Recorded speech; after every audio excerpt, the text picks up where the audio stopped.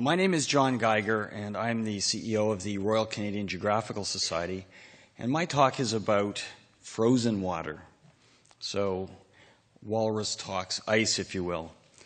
From 1839 to 1843, the British explorer James Clark Ross, a Royal Navy officer, commanded an ambitious expedition with two ships whose names you may just recognize, HMS Erebus and HMS Terror. Ross was arguably the greatest polar explorer of his era, having previously succeeded in reaching the North Magnetic Pole in 1831. During his Antarctic expedition, he went further south than anyone before him. His narrative of the expedition describes hazardous encounters with pack ice, with Erebus and Terror at times fighting at once the ice and also gale force winds. The Norwegian explorer Roald Amundsen said of the Antarctic voyage, Ross plunged boldly into the pack with his fortified ships, and taking advantage of the narrow leads, these men sailed right into the heart of the pack, which all previous polar explorers had regarded as certain death. During these explorations, Ross charted much of Antarctica's coastline and ice shelf. He named two volcanoes, Mount Erebus and Mount Terror, and after, of course, his vessels. He also named Erebus and Terror Gulf in the South Shetland Islands after the ships. Certainly in geographic terms, it was a highly successful expedition. But Ross's expedition was notable for another reason. He stopped in Hobart, at what is now Tasmania, where he was entertained by the then Lieutenant Governor, Sir John Franklin. The careers of Ross and Franklin are deeply, even fatally, intertwined. Both were veteran explorers of the Arctic. Franklin led two overland expeditions that mapped part of the Arctic continental coastline. And I just want to show you the Antarctic ice before I move too far into the Arctic. Franklin led two overland expeditions that mapped part of the Arctic continental coastline of North America. On one of these, he suffered a substantial loss of lives among his party, and he became a minor celebrity when he wrote about his ordeal. He became famous as the man who ate his boots. James Ross, serving as second in command under his uncle John Ross, had been involved in a near disaster after the steamer Victory was trapped in ice along the coast of Boothia Peninsula. That ship was lost, and yet remarkably, the two Rosses and most of their crew survived for 4 Arctic winters from 1829 to 1833 before being rescued by a whaler. Unfortunately, James Ross's survey of the area led not only to his discovery of the North Magnetic Pole, but also resulted in a fatal error. Ross, in his explorations to the west of Boothia, of what he called King William Land, mistook ice for land. That place is today known as King William Island. In the process, Ross overlooked what was, at the time, the only viable Northwest Passage. This false information might have sealed James Ross's own fate. After his Antarctic successes, he was offered command of the 1845 British Arctic Expedition, a scientific expedition similar to that he had just completed in the Southern Hemisphere. But Ross had recently married and had also, by some accounts, developed a drinking problem. We don't know if those two are related. Whatever the reason, he passed on the command, which went to Sir John Franklin. Franklin took on Ross's two sturdy ships, HMS Erebus and HMS Terror. He took on Ross's second in command, Captain Francis Crozier, and he took on also Ross's gravely flawed chart. The ship sailed in May 1845 and entered Lancaster Sound later that summer. What followed was a mass disaster in slow motion. Many of you know the broad outline of what became known as the Franklin disaster. Both ships were lost, all 129 men dead. Franklin never found. The ship's journals never found. In other words, the single greatest mystery in polar exploration history. There were two major sources of information about the fate of Franklin and the whereabouts of his lost ships. The notes written on a single Admiralty form deposited in a cairn near the place that, you guessed it, James Ross had built a cairn years earlier, a cairn Franklin's men looked for but couldn't find. The latter note stated that Franklin was dead and that the ships had been deserted after being trapped in ice for 2 years. The survivors were headed south to Back River as their unlikely escape route. The other source of information was, of course, the Inuit, whose accounts of the fate of Franklin's men and the two ships have been so critical to our understanding of what really happened to the Franklin expedition.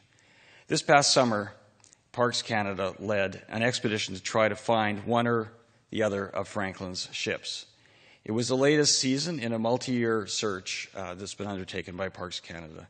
The plan was to focus on two areas of interest: Victoria Strait to the north, where Franklin's ships had been abandoned, and Inuit accounts also said that one of the ships may have sunk, and Queen Maud Gulf to the south, where, again, Inuit reports suggested a second ship had been seen and visited before it sank in shallow water.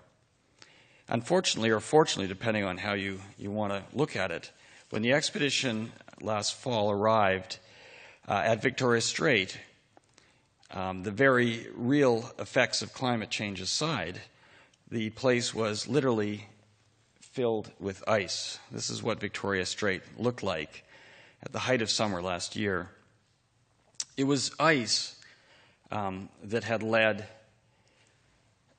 this to the serious error made by James Ross during his survey of King William Land, an error that led Franklin to point his ships into the heavy multi-year ice of Victoria Strait to the west of King William Island, instead of into the relatively ice-free waters east of King William Island.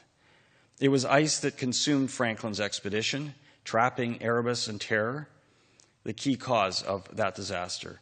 And it was ice that prevented Parks Canada's best-laid plans to survey Victoria Strait last year from the point of abandonment southward from being possible. This absence, or this presence of ice, an absence of open water, meant that the technology that had been carried into the field, I just want to show you an ice chart here, which actually shows at the height of summer. You can see the colored areas depicting the ice coverage in the, I don't think I have a pointer here, yes, in Victoria Strait, which is here, and this is Queen Maud Gulf to the south. So you can see there's still heavy ice in parts of this area. And it was the presence of that ice that made the expedition's ability to deploy this amazing piece of technology that's based here. This is Defense Research and Development Canada's Arctic Explorer AUV.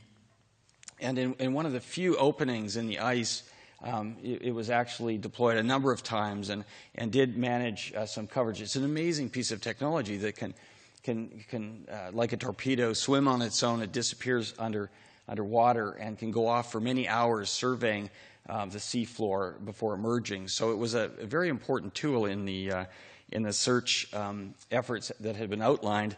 But unfortunately, it proved to be of little use because of the ice conditions this past year. And the One Ocean Voyager was the host of the DRDC AUV, but there were three other vessels involved. This is a photo I took of the Wilfrid Laurier, the Canadian Coast Guard vessel that did so much of the heavy lifting up there. There was also HMCS Kingston, also based here, and of course the Arctic Research Foundation's Martin Bergman.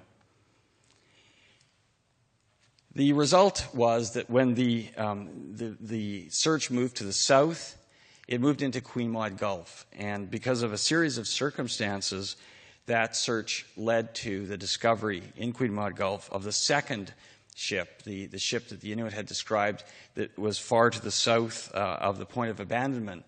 And that ship has proven to be, thanks to research conducted by Parks Canada's Underwater Archaeology Service, has been proven to be Sir John Franklin's ship, HMS Erebus.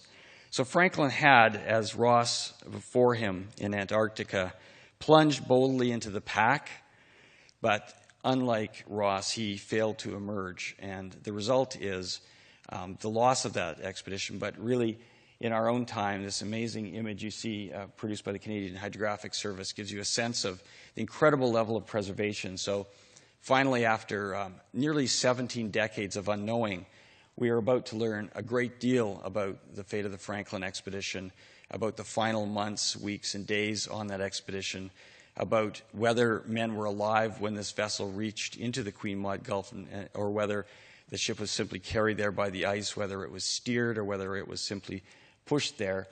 And hopefully, the mind boggles at the possibilities for information about the expedition. There may be human remains, there may be logs, there may be daguerreotype images preserved on glass plates. So we're at the beginning of a very exciting period of renewed exploration in the icy waters of northern Canada, which will help us to understand finally what happened to the Franklin expedition and why it went so wrong. Thank you very much.